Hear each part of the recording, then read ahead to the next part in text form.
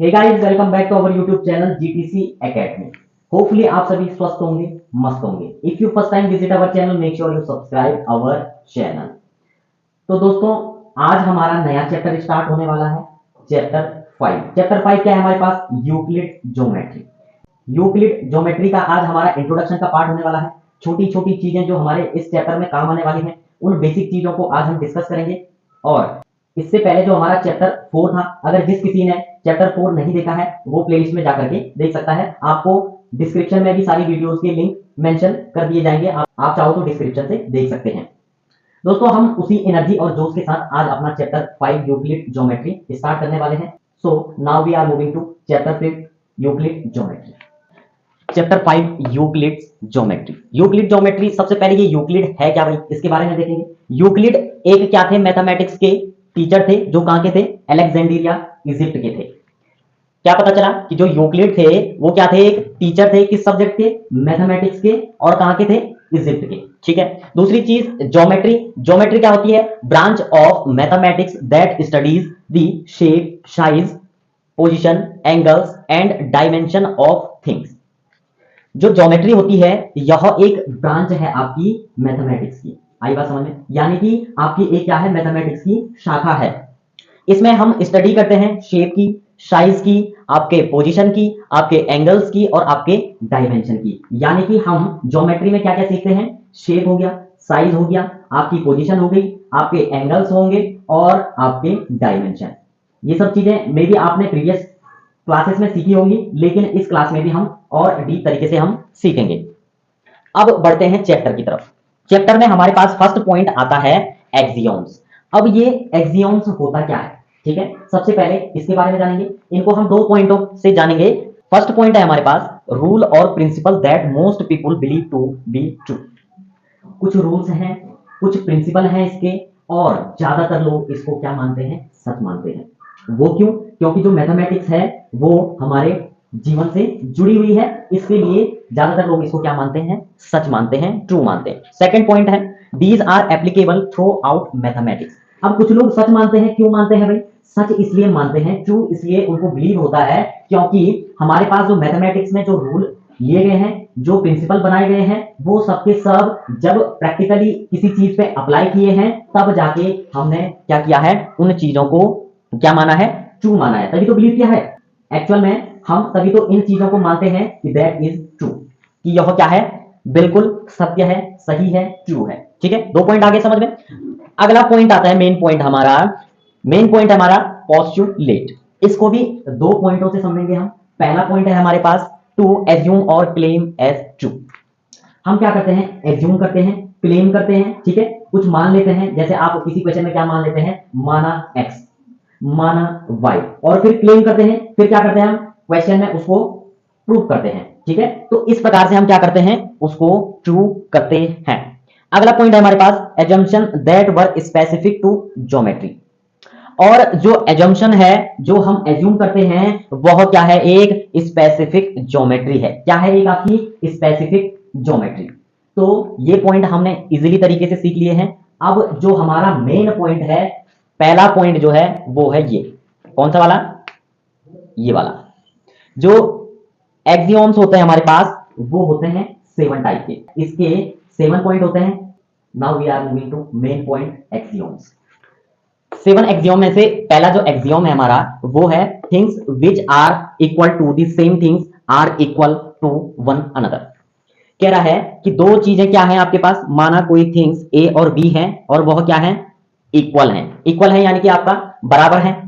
Same things are equal to one another. Same things क्या है? माना बी इक्वल टू हो जाएगा आपका सी। माना सेम थिंग्स क्या है आपके? वन अनदर के इक्वल है। अब देखिए, ए किसके इक्वल है? बी के, यानी कि बी भी ए के इक्वल होगा। दूसरी स्टेटमेंट में कह रहा है बी इक्वल क्या है? One another. तो अनदर चीज हमने क्या मान ली? सी मान ली।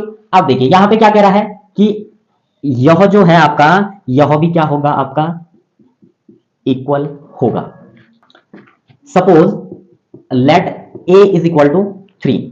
हमें पता है ए किसके इक्वल है? बी के, तो दैट मीन्स बी भी क्या होगा आपका? 3। दूसरी चीज क्या करी हमने? बी इक्वल है आपके सी के, तो दैट मीन्स यहां पे क्या होगा? बी 3 के बराबर है, तो यानी कि सी भी क्या होगा आपका? 3। तो जब ए भी 3 है और सी भी 3 है तो हम कह सकते हैं ना ए इक्वल है सी के। इस पॉइंट में यही बता रहा था, ठीक है। Now we are moving to second axiom. Second thing क्या है आपकी, if equal are added to equal the wholes are equal. कह रहा है कि कोई समान चीज उसमें हम कुछ और चीज मिलाते हैं तो वो भी क्या होती है, इक्वल होती है। माना 8 रुपीज आपके पास थे, 8 रुपीज आपके भाई के पास थे, ठीक है, दोनों क्या है, इक्वल है। दूसरी चीज 2 रुपीज ऐड करने पे आपकी सपोज मम्मी ने आपको 2 रुपीज दिए और भाई को भी 2 रुपीज दिए, तो जब हम इनको ऐड करेंगे तो उनका होल भी क्या होता है, इक्वल होता है। दैट मीन्स ये भी 10 रुपीज हो गया और ये भी क्या हो गया, 10 रुपीज, ठीक है। ये क्या है आपके रुपीज है। आई बात समझ में।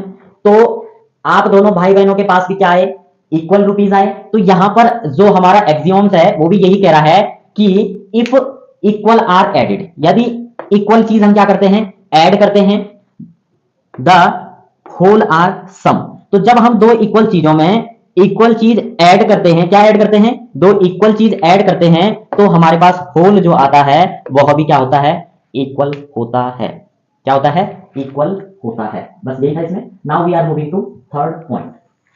Third point is if equal are subtract from equal they are the remainder are equal. अब क्या कह रहा है, पहले तो कह रहा था ऐड करने के लिए, अब कह रहा है सब्सट्रैक्ट करने के लिए। सपोज ए माइनस सी, तो क्या हो जाएगा, ये हो जाएगा। दूसरी चीज सेम चीज में अगर हम वही चीज सब्सट्रैक्ट करते हैं तो बी माइनस सी हो जाएगा, ठीक है। और हमें पता है a इज इक्वल टू क्या होता है, b, यानी कि a किसके इक्वल है, b के। तो सिंपली क्या हो जाएगा, हमारा रिमाइंडर जो आया है वो भी क्या हो जाएगा, इक्वल हो जाएगा, ठीक है। लेट करते हैं, लेट हमने क्या लिया था, 8 लिया था, b भी 8 ले लेंगे, ठीक है। दोनों में सेम थिंग्स हम क्या करते हैं, सब्सट्रैक्ट करते हैं। तो हमारे पास कितना आता है, जो रिमाइंडर आता है वह भी सेम आता है। आया कि नहीं आया, बिल्कुल आया। तो यह जो आपके पास थर्ड एक्सियोम है, इसमें क्या कह रहा है कि जब हम दो इक्वल चीजों में कुछ थिंग्स या कुछ भी चीज सब्सट्रैक्ट करते हैं तो उनका जो रिमाइंडर होता है दोनों का सेम होता है, ठीक है। और हमने इसको एग्जाम्पल के माध्यम से समझ लिया है। Now we are moving to fourth point. Fourth point is things which coincide with one another are equal to one another. इसमें क्या कह रहा है कि सपोज कोई पॉइंट है, ठीक है, ए पॉइंट है, और कह रहा है कि वन अनदर आर इक्वल, यानी कि दूसरा पॉइंट भी कोइंसाइड है, यानी कि इसी के ऊपर है बी पॉइंट भी। आ रही बात समझ में, क्या कह रहा है कि things which coincide with one another, यानी कि एक दूसरे के ऊपर क्या हो रहे हैं, overlap,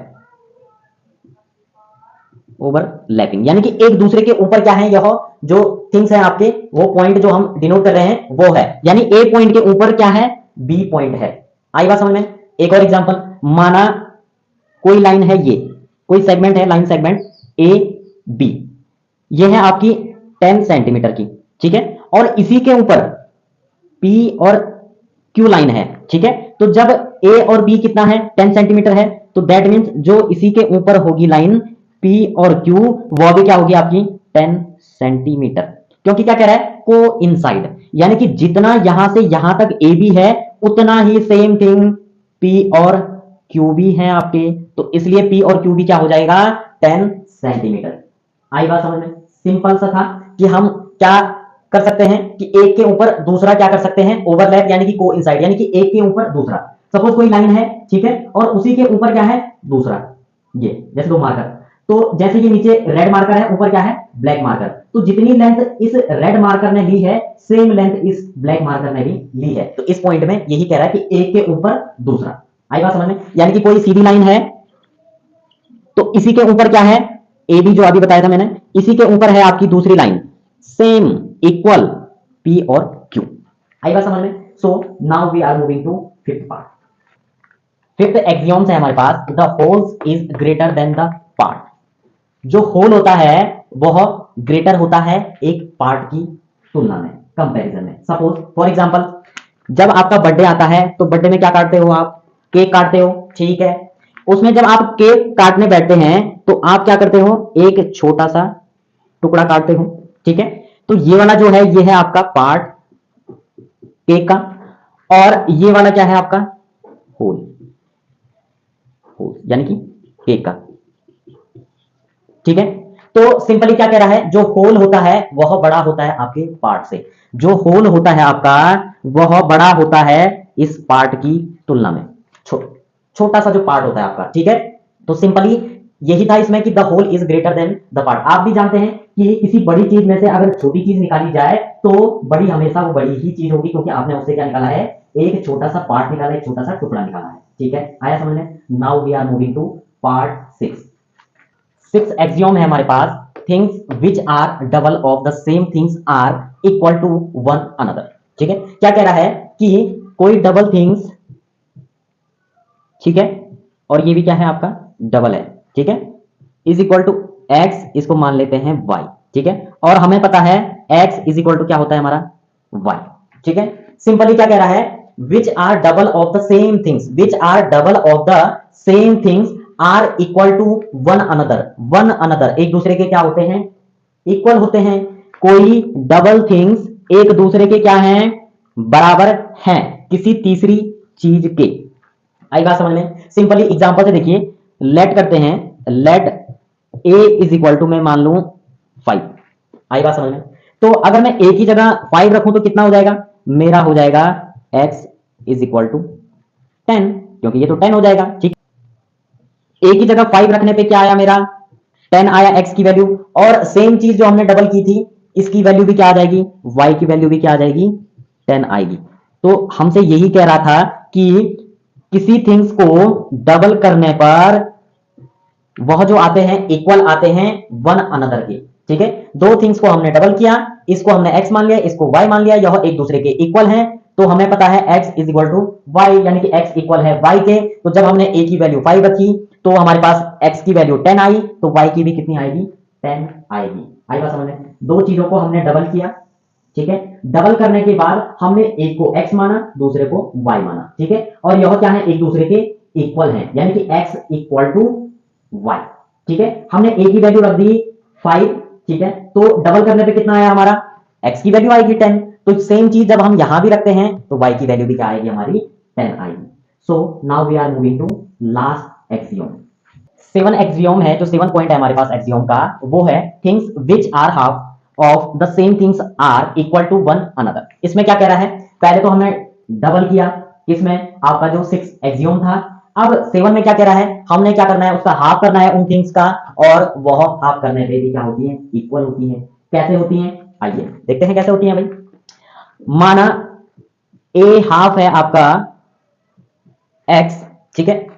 same things a upon 2 कर दिया हमने y।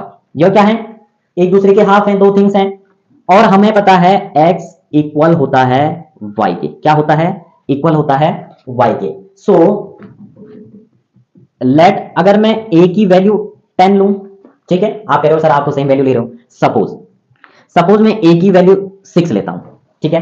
तो क्या हो जाएगा, 6 upon 2 is equal to x. तो ये कितना आ जाएगा, x is equal to 3। x की वैल्यू क्या आ गई, 3। अगर मैं सेम वैल्यू a की इसमें रखता हूं तो 6 upon 2 is equal to y। So y की वैल्यू भी क्या आ जाएगी, 3 आ जाएगी। और हाफ करने पे यह भी क्या होते हैं, इक्वल होते हैं, जो हमने क्या किया था, एज्यूम किया था। आई बात समझ में। तो सिंपली हमने जो 7 एक्सियोम पढ़े हैं, यह आपके आगे इक्वेशन को सॉल्व करने में हेल्पफुल रहेंगे। और इसी के साथ साथ हमने इसमें क्या क्या सीखा, हमने इसमें सीखा कि दो थिंग्स जब हम लेते हैं और उन दोनों थिंग्स को सेम हाफ करने पे, दोनों का सेम होगा, हाफ करने पे एक को हम x मान लेते हैं, एक को y। और जो अनदर थिंग्स है x और y, वह भी क्या है, एक दूसरे के इक्वल हैं। तो हमने उसको प्रूव करने के लिए हमने लेट कर लिया, a कितना है 6, तो x की वैल्यू कितनी आई हमारी 3, और सेम थिंग्स हमने a की वैल्यू y के पोर्शन में भी रखी, तो y की वैल्यू भी क्या आई 3, यानी कि x और y एक दूसरे के क्या है, इक्वल है। तभी तो इनकी जो वैल्यू आई है 3 3 वो बराबर आई है, ठीक है। अब बढ़ते हैं, हमारा जो सेकंड टॉपिक था पोस्टुलेट, उसके 5 पोस्टुलेट हैं। सो उनको भी डिस्कस करेंगे अभी, क्या क्या पोस्टुलेट है हमारे पास। तो आइए जानते हैं क्या क्या है हमारे पास 5 पोस्टुलेट। 5 पोस्टुलेट्स में हमारा फर्स्ट जो पॉइंट है वो है, a straight line may be draw from any one point to any other point. कोई भी स्ट्रेट लाइन जो होती है वह एक पॉइंट से दूसरे पॉइंट तक ड्रॉ की जाती है। आई बात समझ में? इस प्रकार से माना ये ए पॉइंट है और ये बी पॉइंट है, तो स्ट्रेट लाइन आपकी इस प्रकार से ड्रॉ की जा सकती है। आई बात समझ में? ठीक है। तो सिंपली क्या कह रहा है कि जो स्ट्रेट लाइन होती है वह हमेशा एक पॉइंट से दूसरे पॉइंट तक खींची जा सकती है। अगर हमारे पास सपोज करो एक ही पॉइंट हो तो इससे तो हम कहीं भी लाइन निकाल सकते हैं भाई, कहीं भी लाइन निकाल सकते हो आप इस पॉइंट से। आई बात समझ में? इसीलिए ये कह रहा है कि अगर हमारे पास दो पॉइंट दिए हुए हो तो उससे हमारी क्या बनती है, एक स्ट्रेट लाइन बनती है। ठीक, बस इतना ही ध्यान रखना है आपको। Now we are moving to second point. Second point is a terminated line can be produced indefinitely. ठीक है, क्या कह रहा है कि कोई हमारे पास क्या है, टर्मिनेटेड लाइन है ये। ठीक है, कोई भी हमारे पास टर्मिनेटेड लाइन है और कह रहा है कि वह क्या करती है, इनडेफिनेटली क्या करती है, बढ़ती रहेगी।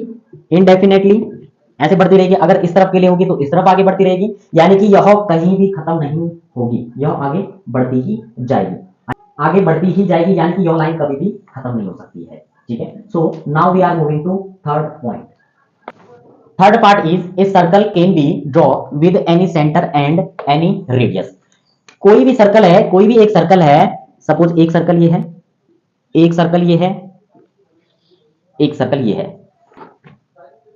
ये हमारे सर्कल हैं। ठीक है, और कह रहा है कि इनका जो सेंटर होता है, इसका ये सेंटर होगा, इसका ये सेंटर होगा और इसका ये सेंटर होगा। ठीक है, अलग अलग सेंटर है, छोटे का ये इधर, बड़े का ये, अलग अलग चेंज होते जाएंगे। जिस जिस साइज का आपका सर्कल होगा उसी साइज के हिसाब से हम क्या करते हैं, उसका सेंटर मार्क करते हैं। ठीक है, तो सिंपली क्या कह रहा था कि उसका जो रेडियस होता है, उसका जो रेडियस होता है इसका अलग होता है, कहीं से भी आप इनके रेडियस को ले सकते हैं। क्या कह रहा था, ए circle can be draw with any centre, यानी कि किसी भी सेंटर से हम क्या कर सकते हैं, ले सकते हैं, एंड एनी रेडियस। इसका हमने सीधे में ले लिया, ऐसे में भी तो हो सकता है इसका रेडियस, ऐसे में भी तो हो सकता है इसका रेडियस, अलग अलग टाइप से इसके क्या हो सकते हैं, हम रेडियस ले सकते हैं। जरूरी नहीं है कि बिल्कुल ऐसे ही कर लिया, ऐसे भी हो सकता है, ऐसे भी हो सकता है, ऐसे तिरछे में भी हो सकता है आपका रेडियस। तो इस प्रकार से यह पॉइंट हमने जस्टिफाई किया है। So now we are moving to fourth point. Fourth point is all right angles are equal to one another. सभी के सभी एंगल, राइट एंगल मतलब 90 डिग्री, और सभी के सभी राइट एंगल क्या होते हैं, एक समान होते हैं, एक दूसरे के बराबर होते हैं। तो सपोज हमने एक राइट एंगल ये बना लिया, ठीक है जी, ये भी राइट एंगल है। दूसरा हमने इस टाइप से बना लिया, ये भी 90 डिग्री होगा, ये भी 90 डिग्री होगा। सपोज हमने ऐसा बना लिया, ये भी 90 डिग्री होगा। यानी कि जितने भी आपके राइट एंगल होंगे वह सब क्या होंगे, एक दूसरे के बराबर होंगे। आई बात समझ में? यानी कि ये 90 है तो ये भी 90 होगा, ये भी 90 होगा। ठीक है, राइट एंगल क्या होते हैं, हमेशा 90 डिग्री के एंगल होते हैं। ठीक है, so now we are moving to last fifth part. Fifth part is if a straight line falling on two straight lines make the interior angles on the same side of it taken together less than two right angles, then the two straight line if produced indefinitely meet on that side on which the sum of angles is less than two right angles। इतना बड़ा दिया हुआ है और simple सा है। ठीक है, जो चीज दिखने में जितनी बड़ी होती है वह उतनी सिंपल होती है। ठीक है, तो सिंपली क्या कह रहा है, if a straight line falling on two straight line, suppose कोई सिंपली इस प्रकार से दो स्ट्रेट लाइन है और उस पर एक स्ट्रेट लाइन क्या हो रही है, फॉलिंग हो रही है। इसको P मान लेते हैं, इसको Q मान लो और इस लाइन को R मान लो। आई बात समझ में? ठीक है, दूसरे में क्या कह रहा है, make the interior angles on the same side if it taken together less than two right angles. क्या कह रहा है कि अगर सपोज ये एंगल 90 डिग्री का है तो ये भी क्या होगा, 90 डिग्री का होगा। अगर ये 90 डिग्री का है तो ये भी क्या होगा, 90 डिग्री का। सपोज ये angle first, angle second, angle third, angle fourth. अब क्या कह रहा है हमारे पास कह रहा है कि जो इंटीरियर एंगल है same side of it taken together, जब उनको साथ में लेते हैं, less than two right angle. ठीक है, तो जब हम क्या कहते हैं, टू राइट एंगल यानी कि 90 90 180 हो जाएगा। तो angle first plus angle second क्या है, लेस देन 180 डिग्री। ठीक है, जब ये लेस देन क्या है, 180 डिग्री है, तो ये भी तो होंगे आपके लेस देन 180 डिग्री। क्या कह रहा है कि जो राइट एंगल है आपके टू, वह लेस देन है आपके 180 डिग्री से। आ रही बात समझ में? 180 डिग्री से। ठीक है, क्या कह रहा है कि जो टू राइट एंगल्स हैं वह लेस देन है आपके 180 डिग्री से। आई बात समझ में, less than two right angles. अब टू राइट एंगल मतलब एक राइट एंगल होता है 90 डिग्री, तो टू राइट एंगल कितने होंगे आपके 180 डिग्री, इसलिए हमने लेस देन कितना लिखा है 180 डिग्री। फिर क्या कह रहा है, then the two straight line if produced indefinitely meet on the side on which the sum of angle। अब जब ये लाइनें जो हैं आपस में किसी पॉइंट पे जो मिल रही होंगी, यहां पर सपोज मिल रही हैं, तो यहां पर क्या कर रही है एक दूसरे को इंटरसेक्ट कर रही है। ठीक है, यानी कि मीटिंग पॉइंट है इनका ये। तो यहां पर क्या कह रहा है, which the sum of angle is less than two right angle, यानी कि यहां पर भी जो एंगल बनेगा टू राइट एंगल्स का जो एंगल बनेगा वो सिंपली क्या होगा, less than two right angle, यानी कि 180 डिग्री से छोटा वाला यहां पे क्या बनेगा आपका एंगल बनेगा, चाहे इस तरफ हो चाहे इस तरफ कहीं पे मिल रहे हो कोई पॉइंट, तो वो इंटरसेक्ट जो मीटिंग पॉइंट होगा वह क्या होता है, वह लेस देन 180 डिग्री के होता है। आई बात समझ में। तो इसी लास्ट पॉइंट के साथ साथ जो हमारा इंट्रोडक्शन का पार्ट था वो भी कंप्लीट हो चुका है। नेक्स्ट वीडियो में हमारी एक्सरसाइज स्टार्ट होने वाली है। तो सबसे पहले आप अपने बेसिक का जो हमने इंट्रोडक्शन पार्ट किया है यूक्लिड ज्योमेट्री का, वह कंप्लीट वीडियो देखें और बिना स्किप किए।